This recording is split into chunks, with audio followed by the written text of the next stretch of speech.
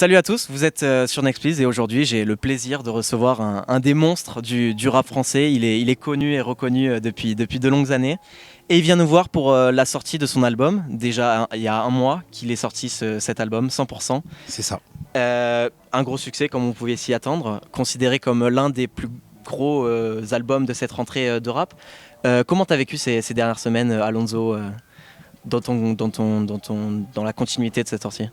Ben, je les ai bien vécus parce que mon public a répondu présent. On a fait une belle première semaine.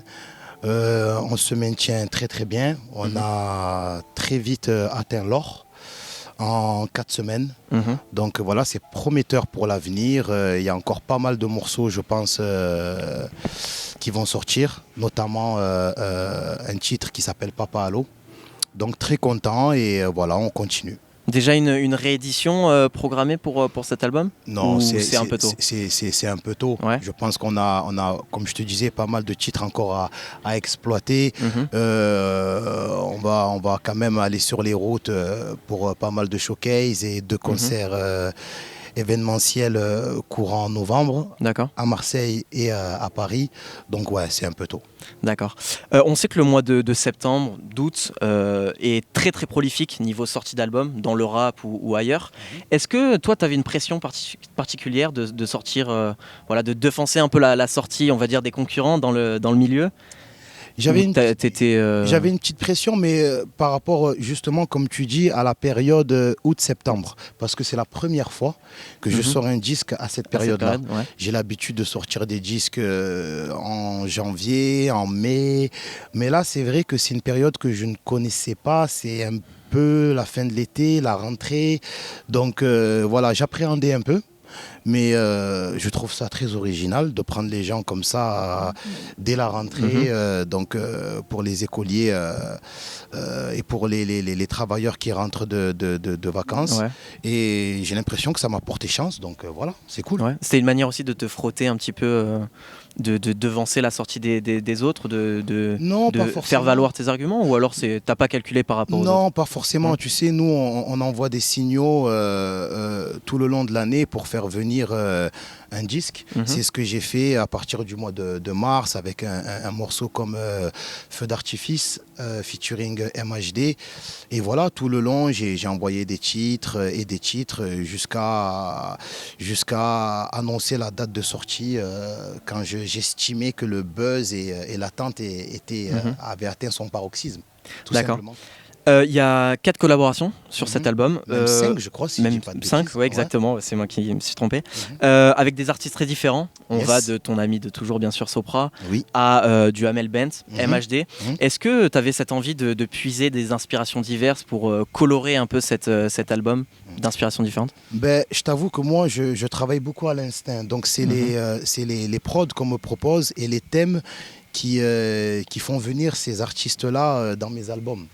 Quand j'ai un morceau comme La paix n'a pas de prix, où c'est un morceau où je me livre beaucoup, c'est un morceau à émotion, moi j'arrive à écrire des couplets et j'ai l'impression qu'il manque encore une voix extérieure qui peut pousser le délire encore plus loin. Ouais. Donc c'est comme ça que je fais appel à un artiste comme Dadju qui a une voix exceptionnelle. Quand je décide de faire une intro originale et que je fais appel à Amel Bent, c'est aussi encore une fois pour casser les codes du rap et c'est comme ça que je choisis mes feats en fait. C'est les prods et les thèmes qui me poussent à choisir ces artistes-là. Très bien. 100%, c'est ton 5e album Yes. solo. Est-ce que c'est celui dont tu es le plus fier aujourd'hui? C'est facile pour un artiste de dire que le dernier est le meilleur. Ouais. Mais j'avoue que celui-là, il a une saveur particulière parce que je me suis beaucoup livré. Je me suis beaucoup livré et au niveau musicalité, au niveau risque, je suis allé pas de main morte. Il y a des morceaux comme Elvira où je me suis prêté à un style de musique que je n'avais pas l'habitude de faire. Donc je ne sais pas si c'est l'album dont je suis le plus fier, mais en tout cas, pour moi, c'est un bon tournant, un beau tournant pour ma carrière musicale. J'aimerais qu'on revienne sur le morceau Papalo, Yes. dont tu parlais tout à l'heure, qui est sans doute le son le plus fort et le plus poignant. Je vous recommande d'ailleurs d'aller l'écouter. Et j'ai lu que c'était Le téléphone pleure de Claude François, chanson des années 60, qui t'a inspiré. Ouais.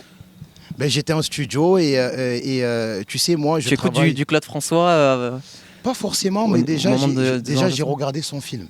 Ouais. Son film qui m'a énormément touché en tant que musicien, parce que on a vu pas mal de films de rappeurs, Notorious Big, Eminem, 50 Cent, ouais. mais je t'avoue que le film de Claude François, en tant que passionné de musique, il m'a énormément touché. Il est très beau. Et moi, je travaille beaucoup quand je reçois des prods sur d'abord une mélodie avant de mettre des paroles à mes morceaux. Donc j'avais cette mélodie-là qu'on entend dans le morceau Papa Allo, et je ne savais pas de quoi parler.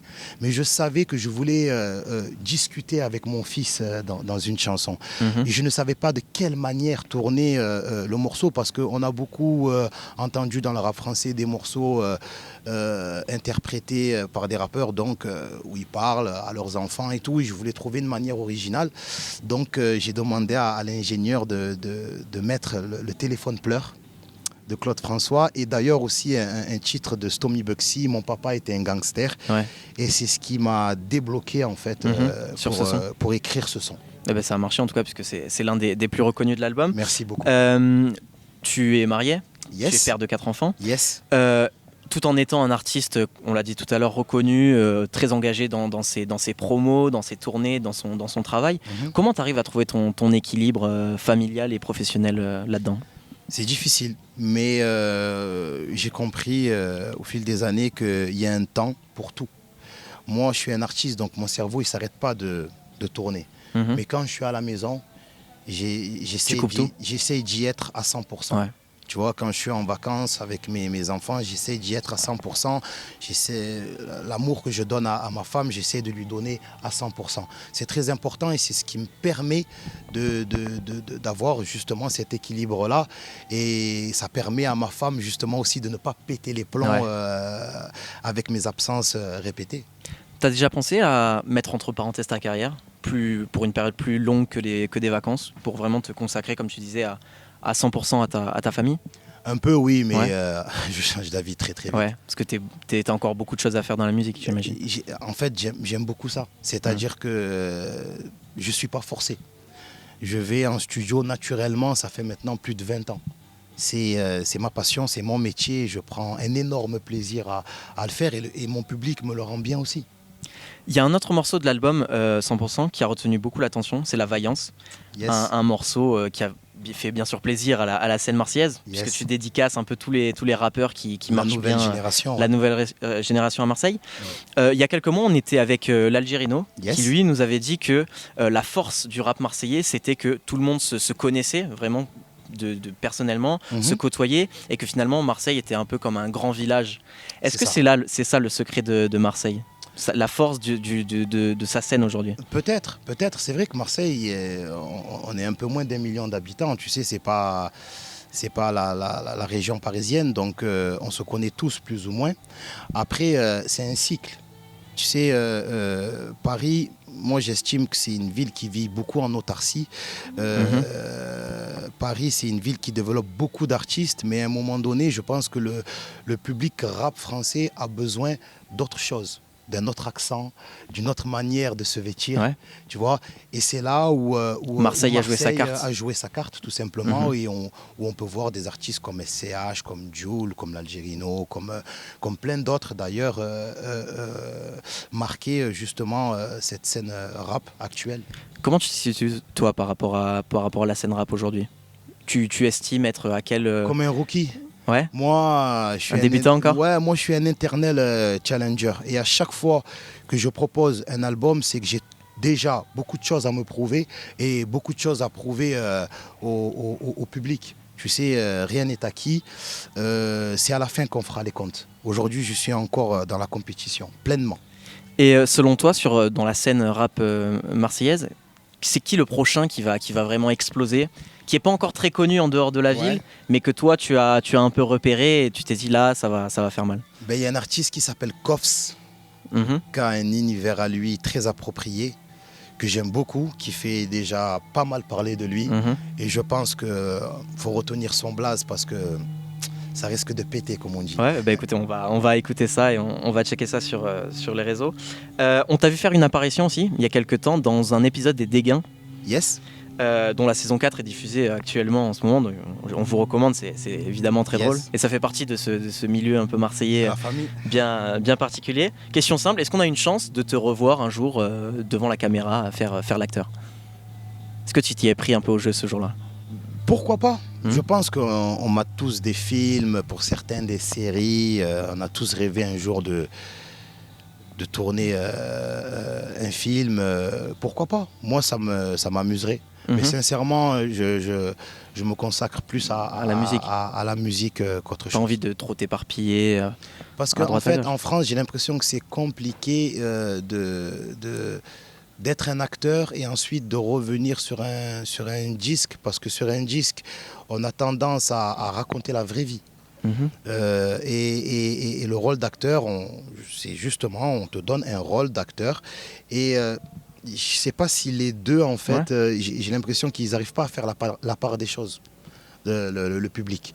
Donc, je trouve ça un peu difficile. C'est pour ça que, doucement, chaque chose a son temps. Il y en a un qui a fait un peu le chemin inverse, qui était humoriste, comédien à la base, et qui a sorti un album de rap cette année, Mr V. Yes. Qu'est-ce que tu as pensé de sa démarche? Parce que c'est assez courageux finalement, c'est l'un des premiers à faire ça. Bien sûr. Et ben, qu'est-ce que j'en ai pensé? Que du positif. Sincèrement, déjà, c'est un bon gars pour l'avoir rencontré. Moi, je ne connaissais pas spécialement sa musique. Il y a un titre à lui qui a tourné dans pas mal de radios. Space Jam. Que j'ai découvert comme un client lambda. Et je me suis retourné et j'ai demandé à mon ami, mais qui c'est ce rappeur? J'aime bien le titre. Il a choqué beaucoup de monde, c'est vrai. Et sincèrement, quand on m'a dit ensuite que c'est Mr V, je me suis dit, waouh, c'est bien fait. Qu'on aime pas, qu'on l'accepte pas, c'est bien fait. Le gars, il s'amuse, il prend du plaisir. Respect à lui, c'est tout. Je suis bien d'accord avec toi. Voilà. Dernière question, le 7 novembre prochain, il y a un gros concert à Marseille qui se prépare, peut-être le concert de l'année à Marseille. Je pense que c'est le 7 octobre, non? Ah oui, 7 octobre. Oui, ouais, tu m'as bien repris, j'avais mal noté. Ah oui, on ne peut pas oublier cette date. Non, je ne peux pas l'oublier. Date importante puisque c'est Soprano qui donnera un concert inédit au Stade Vélodrome. C'est ça. Je pense que tu en feras part. Yes. Est-ce que tu peux un peu nous teaser ce qui attend le public et aussi les téléspectateurs, vu qu'il sera diffusé en direct à la télévision, j'ai vu, sur TMC? Ouais. Le teaser, je pense que ça va être difficile parce que déjà, on va gâcher la surprise. Mais je pense qu'un événement comme ça, déjà, c'est à ne pas manquer. Et un événement comme ça, quoi qu'il arrive, restera gravé dans l'histoire à jamais. C'est le premier, ça va être, j'espère, le premier rappeur à se produire dans ce stade mythique.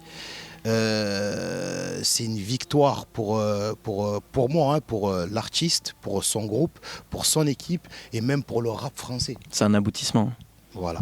Eh bien, écoutez, on suivra ça en tout cas. Merci d'avoir été avec nous et puis plein de bonnes choses pour la suite. Merci à vous. Merci à toi.